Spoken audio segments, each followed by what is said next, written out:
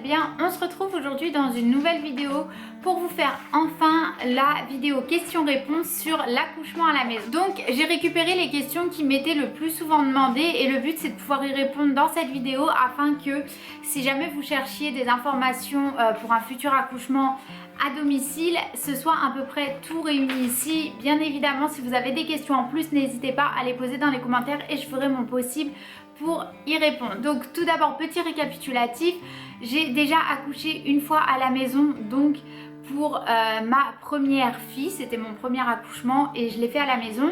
Et là, je suis actuellement enceinte de 6 mois et demi et bien évidemment, pour du coup cette seconde grossesse, on prévoit aussi de faire un accouchement à domicile. Donc la première question à laquelle je voulais répondre, c'est quelles sont donc les options pour pouvoir accoucher. C'est vrai que de manière générale, on va avoir tendance à penser que si on est enceinte, forcément on va accoucher à la maternité. Il faut savoir que maintenant c'est plus forcément le cas. Il y a de plus en plus d'options qui sont disponibles, de la plus à la moins médicalisée. La moins médicalisée étant donc l'accouchement à la maison, la plus médicalisée étant du coup l'accouchement en maternité. Mais entre deux, si jamais votre cœur balance, ça se fait que vous avez aussi l'option de faire un accouchement en plateau technique, donc c'est-à-dire un accouchement plus ou moins libre, mais avec lequel vous avez le matériel médical et le personnel médical à portée de main en cas d'urgence et surtout si ça vous rassure. La seconde question qui revient beaucoup, c'est pourquoi choisir un accouchement à domicile plutôt que la sécurité d'une maternité. Là, ça peut vraiment varier d'une personne à l'autre. Pour le coup, souvent ce sont des raisons qui sont assez personnelles. Donc là, je vais vous partager mes raisons à moi. Pour le coup, moi je suis simplement déjà pas une grande fan de tout ce qui va être suivi médical, que ce soit un médecin, un gynécologue ou encore moins une hospitalisation. C'est quelque chose qui me met vraiment mal à l'aise et dans un grand stress, et du coup c'est quelque chose que personnellement je voulais pas ajouter, si on peut dire, au stress d'un accouchement qui est déjà malgré tout un événement assez majeur et qui peut être compliqué. Donc ça c'est une des premières raisons, c'est que je voulais vraiment pas du coup être trop encadrée par une équipe médicale, puisque c'est quelque chose avec lequel j'ai vraiment beaucoup de mal. La seconde raison, c'était aussi que je voulais pouvoir être libre de mes mouvements. C'est quelque chose qui me semble assez important en fait, de pouvoir écouter mon corps plutôt que d'écouter une équipe médicale et leurs directives, à savoir qu'ils font forcément de leur mieux, mais ils sont malgré tout débordés dans les hôpitaux, il faut le reconnaître, et donc ils n'ont pas forcément le temps d'être à l'écoute de chaque patient. Ça peut se comprendre, mais vraiment je voulais pouvoir garder cette liberté de pouvoir faire ce que je voulais entre guillemets jusqu'au dernier moment. Et la troisième raison, c'était une question donc de confort pour moi. Comment ça, non? Non? C'était pas confortable d'être à la maison? Donc je disais, la troisième raison pour moi, c'était une question de confort. Clairement, je pense qu'on peut difficilement faire plus confortable que d'accoucher sur son canapé, et ce qui fait que du coup directement après mon accouchement, j'étais en fait déjà chez moi, donc dans un lieu rassurant que je connaissais, avec mon bébé et mon conjoint dans une couette sur mon canapé, et ça c'est vraiment quelque chose qui m'a fait un grand bien, et c'était vraiment une ambiance pour moi qui était très très rassurante. Et du coup ça fait partie des raisons majeures aussi pour lesquelles je souhaite renouveler cette expérience. C'est vraiment pour avoir le confort d'être chez moi et de me sentir en sûreté. La troisième question, c'est du coup comment ça se passe au niveau de tout ce qui va être les obligations de rendez-vous, etc. Là encore en France, il y a beaucoup de suivi médical qui est instauré, des prises de sang, des rendez-vous mensuels, ce genre de choses. Il faut savoir que pour ma part, je prends le parti de faire le moins de rendez-vous médicaux possible, c'est-à-dire que je fais donc les 3 échographies des 3 trimestres, donc 4 même, puisqu'il y a l'échographie de datation et ensuite une échographie par trimestre. Mais sinon, au-delà de ça, je ne fais pas de suivi médical par un médecin ou un gynécologue en particulier. En général, j'y vais quand j'ai un test de grossesse positive afin d'avoir une ordonnance pour une prise de sang pour pouvoir faire confirmer la grossesse. Mais ça s'arrête là. Je ne vais pas tous les mois refaire la prise de sang, et je ne vais pas tous les mois chez le médecin, puisque c'est quelque chose, comme je disais, le suivi médical qui moi m'énerve plus qu'autre chose et ne me rassure pas forcément. Et du coup le seul suivi médical que j'ai en dehors des échographies va être le suivi avec ma sage-femme. Ma sage-femme me connaît assez bien à l'heure actuelle, du coup on n'a pas forcément des rendez-vous tous les mois. Si j'ai une question ou quoi que ce soit, je lui envoie un SMS ou un email, on ne se prend pas la tête plus que ça. Du coup après elle vient et on fait les vérifications classiques, mais tant que je me sens bien et qu'il n'y a pas entre guillemets de raison particulière d'avoir un examen plus poussé, on va dire qu'on ne cherche pas à en faire. Et du coup avec cette inscription en maternité vient en général 2 rendez-vous qui sont juste un rendez-vous de suivi basique avec une sage-femme, histoire de voir un peu où vous en êtes et de créer un dossier médical, et le rendez-vous obligatoire avec l'anesthésiste juste au cas où, puisque de toute façon il faut être honnête, dans le cadre où vous prévoyez un accouchement à domicile, si jamais vous êtes amené à aller à la maternité, c'est probablement qu'il y aura eu une urgence, donc vous aurez probablement besoin de l'anesthésie, donc la consultation avec l'anesthésiste est malgré tout obligatoire. Une autre question qui revient assez souvent aussi, c'est quel est du coup le matériel nécessaire? Est-ce qu'il faut investir beaucoup d'argent dans le matériel, ce genre de choses? Alors pas forcément, en fait la majeure partie du matériel est amenée par la sage-femme, puisqu'en fait c'est son travail. Elle a, elle, tout le minimum nécessaire, et le matériel médical, c'est absolument pas à vous de vous en charger. Elle connaît les procédures, ce genre de choses. Vous avez besoin de rien, autant pour vous que pour le bébé. C'est elle qui s'occupe de tout. Après, certaines sages-femmes vont avoir des demandes plus ou moins particulières de choses qu'elles souhaitent que vous ayez à disposition pour elles chez vous.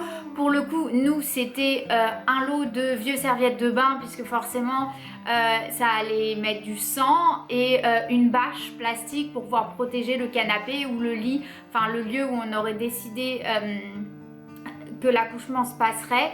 Après, elle voulait aussi une bassine avec de l'eau chaude et des alaises pour justement prévoir à tout ce qui allait être saignement, ce genre de choses. Mais en soi, c'était pas un matériel médical spécialisé ou quelque chose de vraiment très onéreux. Et donc du coup ça nécessite pas un investissement matériel personnel de votre part. La question suivante, c'est est-ce que c'est plus douloureux d'accoucher à la maison que à l'hôpital? Alors là, pour le coup, c'est encore une fois pareil, un avis très personnel, et ça dépend aussi de l'expérience que vous avez eue avant. Il y a des gens qui vont avoir eu de très bonnes expériences à l'hôpital, et des gens qui vont avoir eu des très mauvaises expériences à l'hôpital, et des gens qui vont avoir pareil de très bonnes ou très mauvaises expériences dans un accouchement à domicile. Pour le coup, je n'ai jamais accouché à l'hôpital, donc je vais avoir un peu de mal à faire la comparaison. Au niveau de mon ressenti personnel sur la douleur que ça cause, clairement oui, un accouchement reste quelque chose d'éprouvant physiquement pour le corps. Après, d'un point de vue personnel, j'ai pas trouvé que c'était une douleur qui soit insurmontable. Clairement, ça assure que ça reste douloureux, mais pas à un point, enfin, il est jamais arrivé à un moment, on va dire, au moment où j'avais les contractions et que j'étais dans le dur du travail, où je me suis dit oh mon dieu, je vais mourir, je n'en peux plus. Ça n'est pas arrivé. Je tiens quand même à préciser que j'ai eu un travail d'accouchement qui était assez rapide. J'ai perdu les os à 8h30 et Madeline est née à 10h20. Savoir que le dur du travail, donc la poussée a commencé, il était un peu avant 10h. Donc on va dire que j'ai eu des contractions pendant un petit bout de temps, mais j'ai vraiment poussé pendant 20-25 minutes. C'était un travail qui était assez rapide. Donc peut-être que ça joue aussi, je ne sais pas si ce sera pareil pour le second accouchement, puisque chaque accouchement est différent. En tout cas, je n'ai pas trouvé que c'était si douloureux que ça. Et du coup, par rapport à un accouchement à l'hôpital, je ne sais pas. La question suivante, c'est donc quelle est la position pour accoucher quand on accouche à domicile, puisque souvent en maternité ou à l'hôpital, ils vont vous mettre sur le dos. Et d'ailleurs, c'est reconnu comme étant désormais une position qui n'est pas du tout physiologique pour accoucher et qui n'est absolument pas la meilleure position pour accoucher. Et du coup, à la maison, la question c'est dans quelle position on accouche. Eh bien, en fait, vous accouchez simplement dans la position où vous vous sentez le plus confortable et où ça vous semble le plus naturel. Après, bien évidemment, votre sage-femme est là pour vous guider. Si jamais vous ne savez pas, elle peut vous donner des conseils, ce genre de choses, c'est son métier. Si vous préférez accoucher sur le dos parce que c'est ce que vous avez vu et que vous le voulez, il n'y a aucune contre-indication pour ça. À savoir, souvent ce qui va être privilégié, ça va être accroupi puisque forcément le centre de gravité aide, ou sinon à quatre pattes, ce qui pour le coup était mon cas. J'ai trouvé que c'était la position la plus facile en alternant du coup le accroupi et quatre pattes afin que en fait simplement la gravité aide au travail. Une autre question aussi, c'est comment ça se passe une fois que vous avez accouché, comment est le suivi, puisque en maternité en général ils vous gardent quand même 2 jours histoire de faire le suivi pour vous et pour le bébé. Du coup quand vous êtes à la maison, comment ça se passe? Donc du coup la première semaine, la sage-femme vient tous les jours pour assurer le suivi, vérifier que l'allaitement, si vous souhaitez allaiter, se mette bien en place, que vous allez bien, que vous cicatrisez bien. Elle fait aussi tout ce qui va être les soins au nouveau-né en cas de besoin, la vérification de la cicatrisation du cordon ombilical et elle le pèse aussi. C'est elle qui assure tout le suivi. Et ensuite, tout simplement, ça s'espace. Elle vient ensuite du coup une fois par semaine et après ça s'espace. Elle vient une fois par mois et ensuite ça s'arrête. Si vous avez besoin de la voir plus, bien évidemment, il ne faut pas hésiter à lui demander et elle fait le déplacement à la moindre de vos questions, il n'y a pas de souci. Pour le coup, moi c'est quelque chose que j'apprécie énormément, c'est de ne pas devoir me déplacer pour faire des rendez-vous médicaux et assurer un suivi. Sachant qu'un accouchement c'est quand même assez éprouvant et fatigant.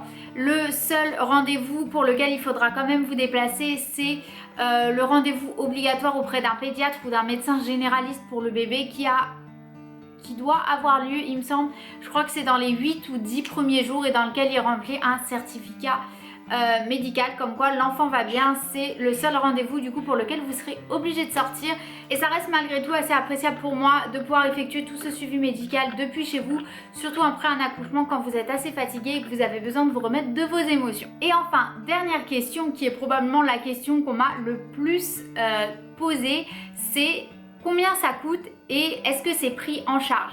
À l'heure actuelle, quand vous accouchez en maternité, que ce soit public ou privé, c'est pris en charge par la sécurité sociale. En fait, vous avez quasiment rien à débourser. Si vous faites ça dans le privé, généralement, il y a un dépassement d'honoraires qui est peut-être pas pris en charge par la sécu, mais qui est dans la majeure partie des cas pris en charge par la mutuelle. Du coup, ce qui fait que votre accouchement est gratuit. Il faut savoir que pour un accouchement à domicile, ça n'est absolument pas le cas, puisque à l'heure actuelle, la sécurité sociale et l'État ne veulent pas encourager l'accouchement à domicile. Ils préfèrent que ça se passe dans le système médical actuel. Et du coup, les sages-femmes n'ont pas de protection en cas où il se passerait quelque chose. Ce qui fait que le dépassement d'honoraires est assez élevé. Et il n'est absolument pas couvert par la sécurité sociale. C'est-à-dire que je crois que la sécu rembourse entre 100 et 300 €, quelque chose comme ça, il faudrait que je vérifie, d'un accouchement classique, entre guillemets, qui vont être du coup les frais d'une sage-femme basique, mais rien de plus. Le transport, le matériel, tout ça, rien n'est pris en charge par la sécurité sociale et le tarif s'élève à peu près 1 000 € pour un accouchement. Ensuite, ce que vous pouvez voir, c'est si votre mutuelle prend en charge ou pas le dépassement d'honoraires et du coup l'accouchement. Nous, on a de la chance, c'est que notre mutuelle pour la naissance de chaque enfant fait un geste et du coup donne 800 €, ce qui fait que sur les 1 000 €, il ne nous restait quasiment rien à débourser et ça, c'est un soulagement. Après, là encore, c'est pas toutes les mutuelles qui le font. Et le mieux en fait c'est carrément de partir du principe que tout sera à payer de votre poche et de mettre l'argent de côté. Nous c'est ce qu'on fait à chaque fois parce que dans le doute on ne sait jamais et du coup clairement il faut compter 1 000 € pour un accouchement à domicile et ça n'est pas pris en charge du tout par la sécurité sociale puisque comme je vous disais c'est pas quelque chose qui souhaite encourager.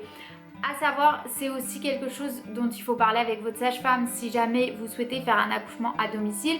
Mais dans la plupart des cas, si vous prévoyez un accouchement à domicile mais que ça se finit à l'hôpital, vous êtes quand même amené à payer la sage-femme en plus de l'hôpital et ou maternité en fonction de là où vous avez réservé votre place. Donc voilà, c'est à peu près tout pour cette vidéo. J'espère que ça vous aura plu. Si jamais vous avez d'autres questions, n'hésitez absolument pas, je serai ravie d'y répondre. Bien évidemment, quand j'aurai fait le second accouchement, je ferai une vidéo qui raconte, voir comment ça s'est passé, puisque ce sera probablement une expérience très différente de mon premier accouchement. On verra, je ne sais pas, ce sera la surprise. En attendant, je vous fais tout plein de bisous et on se retrouve bientôt dans une nouvelle vidéo. Bye!